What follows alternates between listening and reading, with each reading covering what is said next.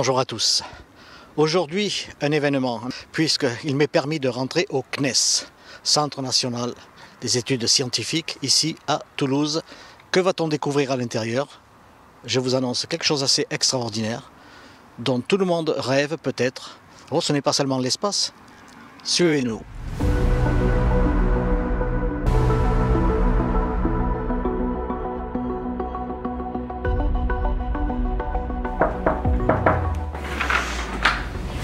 Bonjour, bienvenue. Rentrez, je vous en prie. Bienvenue au Japon. Vincent Coste, bonjour. Bonjour à vous. Merci de nous accueillir au sein du CNES et particulièrement du GEPAN. GEPAN ou bien GEIPAN? Alors GEIPAN avec un I, c'est même un point très important qu'a été rajouté cette fonction, cette mission d'information à la mission du GEPAN. Donc qui consiste à la fois à enquêter sur des pans, des phénomènes aérospatiaux non identifiés, mais d'informer le public, c'est une mission très importante.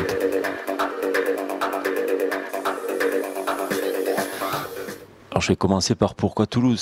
C'est comme le CNES, le GEPAN fait partie du CNES, c'est une des missions du CNES. Et donc à Toulouse, parce que le CNES a été le CNES, en tout cas, tout le volet développement des satellites a été installé à Toulouse. Le GEPAN existe depuis 45 ans. Ça dit quand même la longévité de cette mission d'étude des pans. Depuis 45 ans, avec évidemment une approche qui a évolué dans le temps, mais les temps changent, le monde change, et l'approche en particulier des ovnis ou relations aux ovnis a évolué dans le temps. Vous employez le mot ovni. Je pensais que c'était un mot banni chez vous. Il n'est pas tabou, j'ai pas de problème avec le terme ovni. Donc objet volant non identifié, nous étudions les objets volants non identifiés, mais au-delà des objets volants, on étudie les phénomènes optiques ou des phénomènes, donc c'est pour ça qu'on est passé du terme ovni au terme pan, pan pour phénomène aérospatiaux non identifiés. C'est une généralisation de l'objet, mais l'ovni est pas tabou. Bien, ben, écoutez, merci de me le signifier. À part l'analyse de photographies d'objets, comment et dans quelles conditions ou phénomènes étranges que vous recevez, quels sont les autres domaines d'intervention du bureau? Notre domaine d'intervention, il est extrêmement large, c'est-à-dire que le GEPAN, c'est monsieur et madame tout le monde, hein, c'est la population au sens très large, le plus large possible, qui peut démarcher et questionner le GEPAN en disant « j'ai fait une observation bien curieuse, bien étrange, qu'est-ce que ça peut bien être ?» Historiquement, tous les témoignages devaient passer par un PV de gendarmerie. Donc ça, c'était il y a 20-30 ans. Désormais, 90% de nos témoignages nous sont envoyés sur notre messagerie du GEPAN. Donc ça, c'est sur notre site web que tout le monde peut accéder au questionnaire qu'il faut renseigner et nous envoyer sur notre boîte aux lettres mail. Alors si la question est prise au sérieux, j'imagine que toute question est sérieuse, du moins à la base, quels sont les moyens techniques pour décortiquer soit des vidéos, des images et du texte? Alors j'aime bien votre question. C'est-à-dire que si le témoignage est sérieux ou est pris au sérieux, ça c'est très important au GEPAN, tous les témoignages sont pris au sérieux. C'est-à-dire que l'observation peut être très étrange ou peut être extrêmement banale, on sait que le témoin fait une démarche parce qu'il a vu quelque chose. Donc il y a toujours une observation et il y a toujours quelque chose de pertinent à répondre à ces témoins-là. Donc vous l'avez dit vous-même, c'est-à-dire qu'on peut très bien être sollicité avec des images ou simplement avec du texte, simplement avec un témoignage. Et c'est là que voilà, tout l'exercice du GEPAN consiste à analyser, à chercher les données et voir si avec les données qui nous sont fournies, est-ce qu'il faut ressolliciter le témoin pour en avoir d'autres, pour compléter, ou bien des fois, dans un tiers des cas, on estime qu'on n'a pas suffisamment de données, c'est-à-dire qu'un texte seul peut être trop pauvre en termes de données que le scientifique peut analyser, c'est-à-dire qu'on ne peut pas donner suite en termes d'une étude digne des rapports techniques que l'on peut produire. Donc vous faites aussi appel à des rapports de gendarmerie, mais est-ce que vous-même, au sein du bureau, vous déléguez quelqu'un pour aller sur place, si c'est en France, ou bien est-ce que ça dépasse l'Hexagone aussi, Europe? Surtout pas. C'est-à-dire que CNES est un centre national d'études spatiales. Le GEPAN, sa mission, elle est strictement nationale. Et en particulier avec un sujet comme celui-là, vous imaginez bien que on se garderait bien de porter le moindre avis technique de présence ou pas d'un pan ou d'un ovni sur une terre étrangère. Donc ça, c'est vraiment, notre mission s'arrête vraiment strictement au national.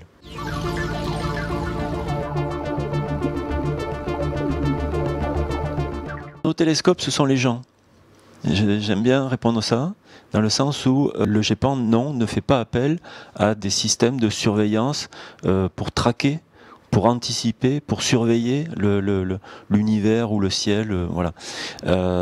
Par contre, on fait appel aux moyens existants en termes d'enquête, en termes d'analyse. C'est-à-dire que c'est toute la force du GEPAN en interne CNES. C'est-à-dire que du fait d'être CNES, on a facilité, et c'est un partenariat de longue date, avec plusieurs institutionnels que sont la gendarmerie, l'armée de l'air, la police, Météo France, le CNRS.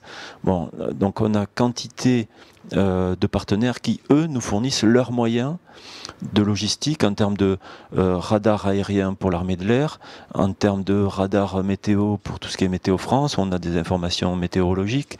Donc on a toute une quantité de bases de données auxquelles on accède, mais qui ne sont pas celles du GEPAN. Le GEPAN n'a pas vocation à disposer d'antennes ou de systèmes de surveillance. Le DoD, c'est la défense américaine, a déclassifié des dossiers secrets.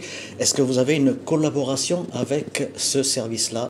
Alors merci pour la question, parce que un lien existe, il est très faible pour l'instant, il est émergent, on va dire, avec la NASA. Et il faut bien dissocier côté américain toute la démarche depuis 2017 en particulier, de démarche militaire de déclassification des 3 vidéos emblématiques que tout le monde échange sur le web, mais qui sont des vidéos militaires. Le DoD américain, dans le ministère de la Défense, a mis en place un groupe de travail, une task force dans un premier temps, puis maintenant a mis en place tout un système, l'ARO, ça s'appelle comme ça, qui étudie dans tous les domaines en fait, voilà, les UAP, les PAN, quoi, côté américain. Mais ce volet-là est vraiment DoD, est vraiment militaire, strictement militaire. Donc pour répondre à votre question, le GEPAN n'a aucun lien avec tout ce qui peut se faire, et de toute façon c'est classifié côté américain. La NASA vient de démarrer un groupe de travail sur un temps limité, sur 9 mois d'études. Donc il y a un groupe d'experts qui travaillent pour la NASA pour étudier est-ce que la NASA dispose de PAN, de données, de bases de données utiles pour enquêter sur les PAN. Et donc là par contre j'ai créé un lien existe. Le responsable NASA est venu présenter devant le GEPAN pour une conférence GEPAN, et moi personnellement j'ai présenté les activités GEPAN devant ce groupe de travail. Le lien il est ponctuel, mais il a l'avantage d'exister. La suite est à écrire, mais par contre même la NASA dit n'avoir aucun accès aux vidéos américaines militaires. Et côté GEPAN, c'est une fierté d'être CNES, d'être civil, et en ce sens de publier absolument tout le travail qui est fait au GEPAN.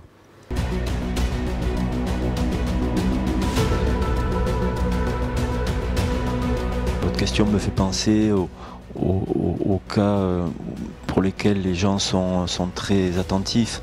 C'est typiquement des observations réalisées autour de centrales nucléaires.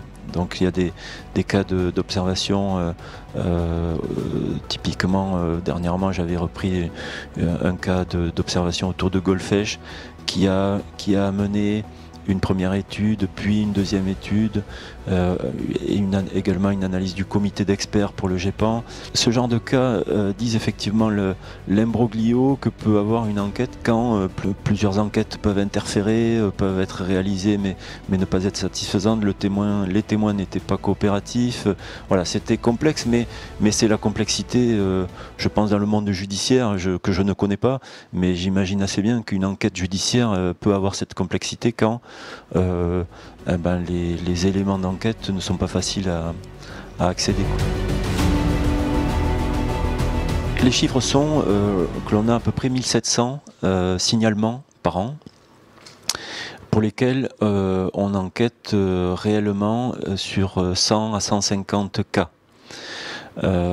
Ce facteur 10 entre vraiment les enquêtes menées et les signalements, ça dit juste que on a beaucoup de signalements qu'on sait traiter en tant qu'évidence. Une évidence, ça peut être un cas de signalement de paranormal, de personnes qui est enlevées ou qui voient des choses voilà, tellement étranges que on s'affiche tout de suite vraiment pas compétent pour traiter ces sujets-là. Hein, c'est-à-dire que tout ce qui est paranormal ou enlèvement, côté GEPAN, on n'est pas du tout armé, on est scientifique, on est un service technique du CNES dont la vocation c'est d'enquêter sur des explications ou des hypothèses uniquement rationnelles.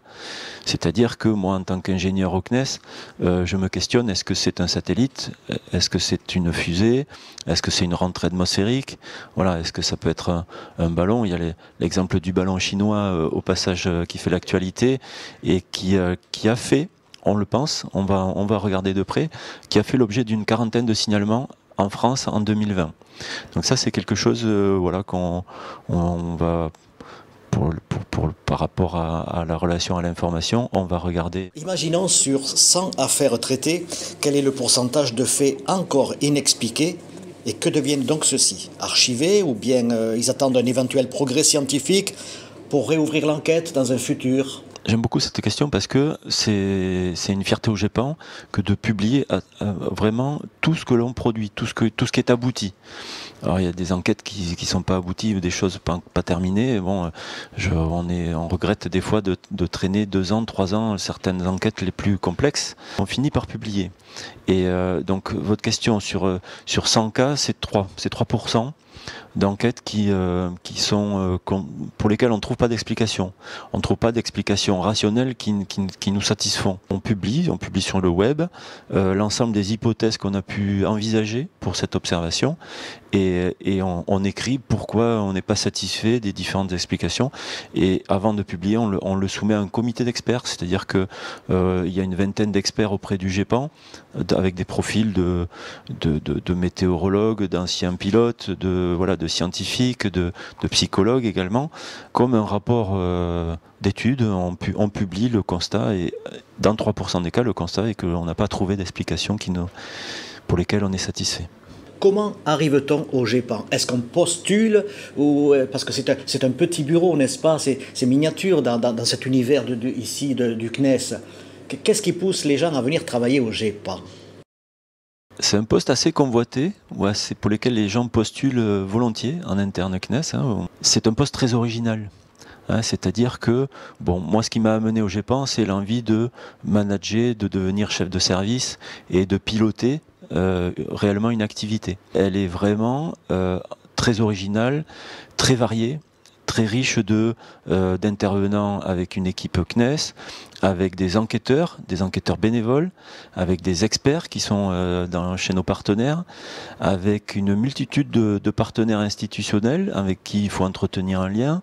Donc ça dit la variété du quotidien et ça dit le quotidien particulièrement chargé avec l'objectif premier qui est de produire. C'est-à-dire que le GEPAN a beau être un tout petit service au CNES, on a comme fonction de produire des études et de répondre aux témoins. C'est l'autre volet qui m'a amené moi à venir au GEPAN, c'est de se sentir profondément utile aux gens. C'est-à-dire que des témoins ont vu l'extraordinaire, se posent des questions, dans différents plans, hein, bien souvent d'émotion ou d'astronome qui s'interroge, est-ce qu'il a fait de l'astronomie ou est-ce qu'il a vu un pan. On est au GEPAN incroyablement utile en répondant. Alors la réponse est parfois brutale, hein, c'est-à-dire que les gens ont vu l'extraordinaire et on peut répondre, pour nous GEPAN, d'après notre étude, c'est un avion. Donc c'est vrai que... Ça peut être aussi un globe de cuisine qui se reflète dans la vitre, par exemple. Voilà, il y a eu un cas comme celui-là de lumière et personne qui prend une photo et qui photographie le reflet de la lumière dans la cuisine. Mais effectivement, en ce sens, le GEPAN a appris beaucoup et on apprend beaucoup à être très prudent par rapport aux artefacts dans les prises d'images. Il y a 2 ans environ, Canal+ a diffusé une série originale nommée OVNI qui retrace à sa façon les enquêtes du GEPAN, un scénario complètement loufoque, mais est-ce que cela vous a déplu? Je pense moi quand même qu'il a permis de faire connaître le GEPAN. Alors il y a vraiment deux pans, deux volets à cette de réponse par rapport à cette question. Le premier, il est celui que vous venez de dire, c'est que ça a fait connaître le GEPAN. Notre quotidien est fait de se rendre compte que la population connaît finalement assez peu, ou pas systématiquement, l'existence du GEPAN. Cette série-là a fait connaître, et on a plusieurs cas d'observation qui nous sont venus avec des gens nous disant qu'ils ont appris l'existence du GEPAN avec la série. La série, quant à elle, c'est sûr qu'elle fait rire et nous, acteurs du GEPAN, c'est vrai qu'il y a des côtés loufoques qui parfois nous questionnent et nous amènent à se dire, bon, quand même, on se moque à nos dépens. Maintenant, au deuxième degré, la démarche scientifique qui est celle du GEPAN, elle est respectée, elle est bien présente dans la série. Donc c'est ce qui nous fait plutôt apprécier, hein. Cette série est plutôt au-delà du burlesque et du loufoque. Ça donne une image du GEPAN. Alors ça donne une image un peu vintage et j'invite chacun à bien se dire que voilà, le monde a changé, le GEPAN a changé dans les méthodes d'enquête, dans la démarche et dans les croyances également, c'est-à-dire que les années 70-80, l'approche et la recherche des ovnis étaient quelque part présentes, là où aujourd'hui elle peut être présente, mais pas au GEPAN clairement, et même de façon plus générale dans la population, la relation et le respect des gens. Moi j'aime présenter les images que l'on peut, qui sont celles de nos témoignages, de nos témoins. On a des situations réellement spectaculaires. Il y a réellement des observations de lanceurs de fusées, de rentrées atmosphériques, et qui, quand on les voit, font qu'on ne peut que respecter les témoins qui ont vu des choses très surprenantes. Cher monsieur, merci de cet éclaircissement qui, je pense, va apporter pas mal de réponses. Et puis c'est un plaisir aussi de fouiller, de rencontrer tous ces hommes et ces femmes qui font de la recherche, hein, qu'elles soient scientifiques, qu'elles soient sur le terrain, qu'elles soient dans un bureau, parce que rien n'est petit. De façon générale, le CNES développe des systèmes. Donc le CNES, c'est plutôt le CNRS qui est dans la recherche que le CNES. Donc je laisse cette remarque de côté, mais le GEPAN a vraiment comme vocation, non pas de chercher, mais d'expliquer. Hein, donc c'est vraiment, on est plus dans l'analyse de situations que dans la recherche. Et merci. Allez, bonjour Marie-Pierre, bienvenue dans le bureau de Marie-Pierre, documentaliste du GEPAN. Bonjour, madame, bonjour. Alors vous faites aussi partie donc, de l'équipe d'investigation du GEPAN. Oui, je suis documentaliste au sein du GEPAN depuis fort longtemps. Fort longtemps. Voilà. Est-ce que c'est un beau métier? Ah, c'est un métier passionnant. C'est un métier coup de cœur, vraiment, parce qu'on touche des domaines très différents. Vous l'avez vu, météo, aéronautique, aérospatiale, voilà. Moi, je me régale. Je suis très curieuse de nature, alors je me régale. Alors, vous passez peut-être vos nuits ici aussi, peut-être? Non, mais il m'arrive de rêver. C'est vrai. À certains cas. Toutes les images que vous avez là, dans cette pièce, tout autour de mon bureau, ce sont des compléments d'informations que nous livrent les témoins, avec leur questionnaire, bien sûr. Donc ce sont des photos, des schémas, des dessins artistiques, voilà, qui permettent aux témoins d'expliquer, enfin, de justifier leur témoignage et de nous donner d'autres informations pour lesquelles ils auraient peut-être eu du mal à exprimer avec des mots sur leur questionnaire. Vous avez un peu de tout, des rentrées atmosphériques ici, tout ce qui est lanterne. Ah, ça, ce sont les bougies, les lanternes Voilà, les thaïlandaises. lanternes célestes, voilà, ou thaïlandaises. Voilà.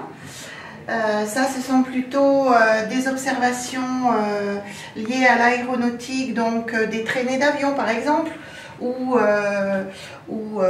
des avions. Donc là, typiquement... Et ça, ce sont donc des dessins, enfin du courrier réellement que vous avez reçu. Oui, Et, oui, oui, d'accord, avec des explications. Oui, oui. Il y a combien d'années que vous travaillez ici? Alors, j'ai intégré le GEPAN en 2006. Là, vous avez plutôt des ballons, tout ce qui est ballons, alors plutôt des ballons fantaisie, voilà. Et puis ici, vous avez plutôt tout ce qui est effet laser sur les nuages. Okay. Vous avez dit ballon. Ballon, nous sommes en plein air du ballon. Oui, alors là, ce sont plutôt des ballons festifs qu'on a ici, donc des ballons d'enfants, avec des formes très bizarres et que les gens voient dans le ciel et n'identifient pas, bien sûr. Voilà.